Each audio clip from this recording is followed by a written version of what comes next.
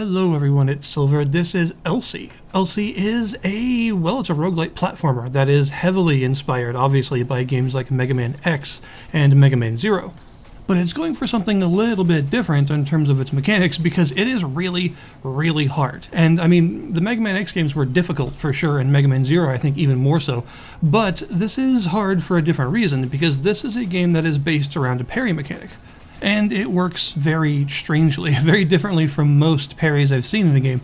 But first off, how the game looks and sounds. So it looks really good. It's using a super colorful pixel art style that is obviously reminiscent of the games that inspired it, but it doesn't feel like it's aping any of them too closely. It's kind of got its own look to everything. And I think that each of these stage tile sets looks really good. They are very different from each other. Some being lush and organic, some being really technological and circuity, and others being like blasted, icy tundra. So yeah, there's quite a bit here in terms of tile sets, and they all look really good. The enemies also look nice. They do have a kind of classic Mega Man X appearance to them, and they also do the thing where the palette swapped versions of enemies are not just the same enemy but with more health. Instead, they have extra attacks and some other stuff that you've got to learn. But I think the visuals do a good job, and also it helps that the animations are nice and slick, right? The animations for your character, you are very mobile, you are moving a lot in this game, constantly moving in fact, so it makes sense for those animations to have a good amount of detail, and they look nice. And I think where a lot of this detail is the best is in boss fights, which you would probably expect if you've played any of the games that this was inspired by. But yeah, the boss fights do have some really impressive appearances to them, and some really nice animations and stuff. And in terms of sound though, this game does a very good job because, well, if you're going for games that are inspired by Mega Man, then you're going to run up against the fact that the Mega Man soundtracks and the Mega Man X soundtracks were some of the best soundtracks of that time period, and they were really, really good music that's been remixed by countless people an infinite number of times because they're so beloved. So obviously, if you're inspired by those games, then you are setting yourself up for a bit of a difficult kind of audio experience, because you're going to have to be compared to those game soundtracks, whether you like it or not. And this actually, I would say, does nail that comparison pretty well. The soundtrack is actually really good. It's got a good combination of highly energetic, synthy, chiptune music, but also in terms of the boss soundtracks, they each have their own themes, their own sort of leitmotifs, and a lot of them also have a sort of an atmosphere to the boss soundtracks that fits the fight, which is important when you're designing bosses in a game like this, because that's how the original games were, so that's sort of what you want to be doing. Mechanically, though, is where things start to get very interesting. So this is a run-based roguelite, meaning you will start in a safe hub area with NPCs to talk to and upgrades to purchase and all that, and then you will go into a run. And the runs will progress in a certain path, but you do have choice. The first area you go to is always the same, although it does have 3 different bosses at the end that it will randomly choose one of. But after each boss, you'll have a choice between 2 different portals that go to different areas. So you do have a choice. You don't just go to the same areas in the same order every time. And you don't always get a choice between the same 2 either, because there are more than 2 that connect to each area. And then, of course, you will keep doing this until eventually you get to the final area, which will always be the same.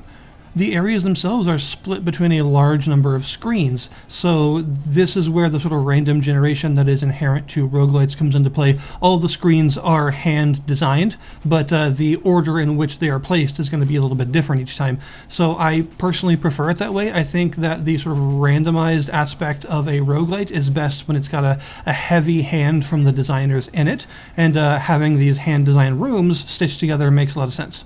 And the rooms are going to consist of, some of them are just like a sort of linear room that is half combat, half platforming that you simply have to get to the exit of. And then there are some rooms that are very heavy on the platforming with very few enemies. There will also be some safe rooms with some shops or healing stations. And then there will also be these big arenas that you'll get locked into until you defeat all the enemies. But usually there are like 2 to 3 waves of enemies, but as you progress through the areas, they get more intense, and there are just more waves in general. But these, you get a reward at the end of a chest. Sometimes the chest is locked, but you do find keys by exploring around and killing enemies and stuff. And you'll also sometimes find some areas that will give you just an item. In classic roguelite style, there are lots of passive items that you can find and buy and be rewarded with. And these will all increase something. They'll do something for you, increase some of your stats, or give you an extra effect to your shots, or give you more health. There's all sorts of effects that you can find. And that's probably the game's best aspect, in fact, is its variety and how much variety there is in items and weapons and stuff that you can find.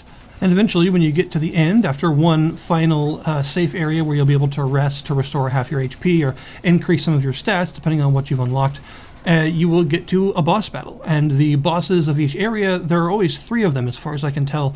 2 of them are a little bit easier, and they're sort of like your general bosses, but the third one is a story-specific boss that actually you need to beat in order to advance the story. And these bosses are much, much harder than the other 2, with multiple phases and just a lot of extra health and stuff. They're very challenging.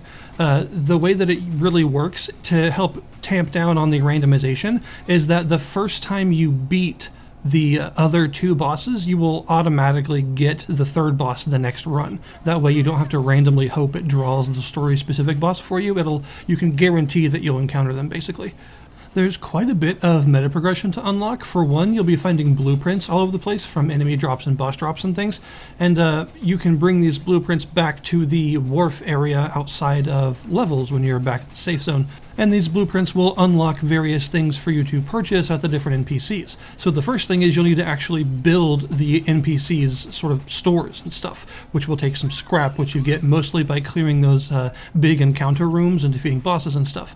And oftentimes these NPCs have to be rescued, and then the first time you bring them back and talk to them, they'll give you the blueprint for their store so that you can go and use this scrap to actually build it, although some of them will take a little bit longer than others to find. And then once you have their stores built, you can go to them, and each one will have a little kiosk thing that lets you purchase different themed items. So for instance, there's a spell merchant, there's a sort of general upgrade merchant that sells all sorts of new weapons and passive items that will be added to the pool as soon as you unlock them. And you will need these things called Arclight coins to actually use these merchants, and you mostly get those from chests as well as clearing the big arena rooms. And I believe boss battles do tend to drop quite a few of them as well.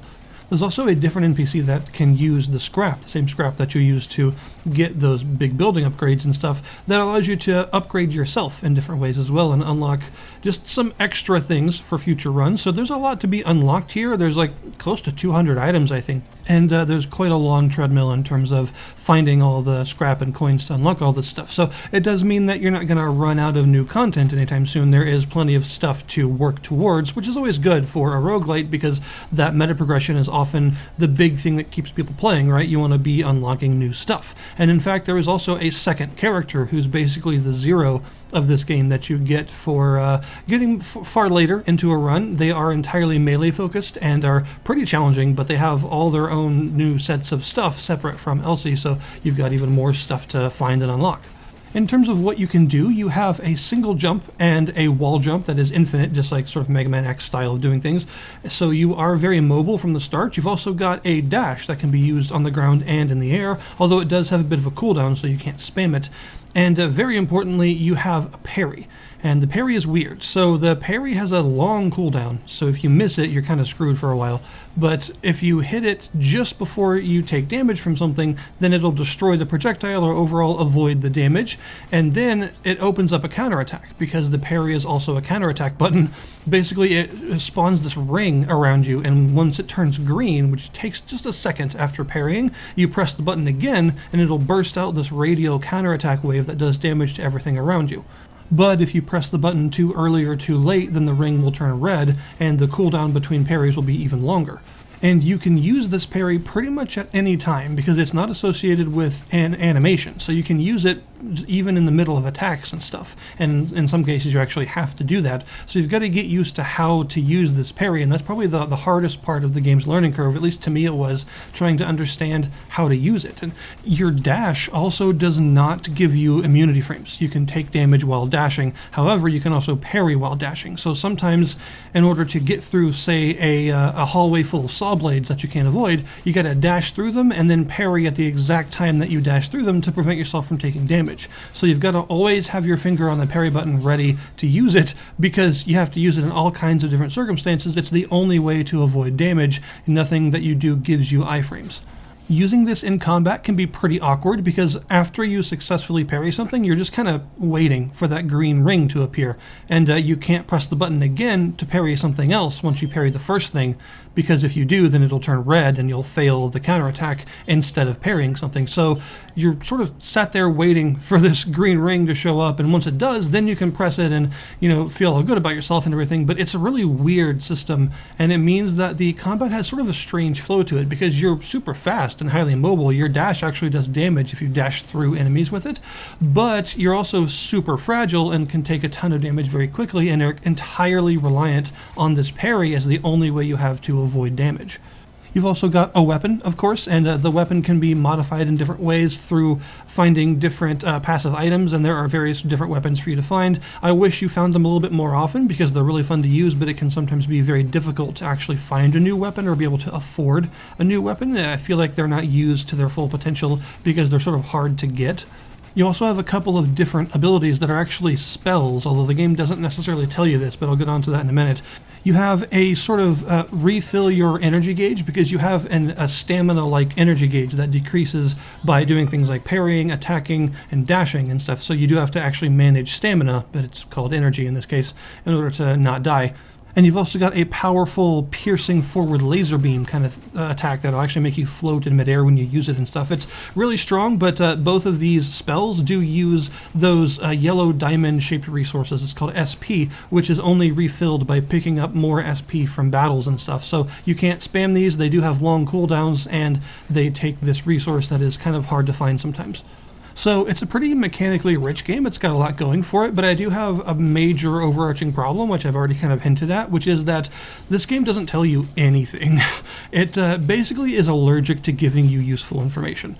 In my opinion, the entire player onboarding section needs to be completely redone, because there is actually no tutorial in this game exactly. Instead, you get fragments of a tutorial where it introduces one mechanic at a time at the beginning of a run, and then it just puts you into the normal run after that, and then the next time you die and start a new run, then it'll introduce you to another new mechanic. So you get bits of tutorial rather than one full tutorial that explains everything. You get it in pieces, which means you're going to come across all kinds of stuff that you haven't actually found the tutorial for yet. So you're going to be constantly confused. But in addition to that, once you have played all of the tutorial segments, it doesn't tell you anywhere near enough to actually feel comfortable playing the game, because there will still be a ton of stuff unexplained that it will never tell you. Like, how does the parry work exactly? When does this green ring appear? Is there anything that influences it? Does it appear sooner under certain circumstances? Does it take longer if I do something else? How does it work? Doesn't tell you. Sometimes it'll be talking about spells, and that you should do certain things when using spells, but it doesn't actually tell you what spells are. If you look at your menu, you have an ability and a skill, but nothing called a spell. It turns out both of those are spells, actually. It just doesn't communicate this to you. At one point, I had some text flash up on the screen too quick for me to fully read that said something about elemental attunement. No idea what that is. It's never explained that to me. It's never even talked about any elements at all, let alone how to attune them. So I don't know what that mechanic is or if it's relevant to me, but it has refused to explain anything about it, so there's no way for me to know. And I could list a bunch more, but it doesn't really matter when it comes to the specifics. The important thing is, it's just a problem not to tell your players all this stuff. It's okay to not have an exhaustive tutorial that takes 6 hours to get through and is really hand-holdy. It's totally fine if you don't want to do that. But you do need to tell the player at least something.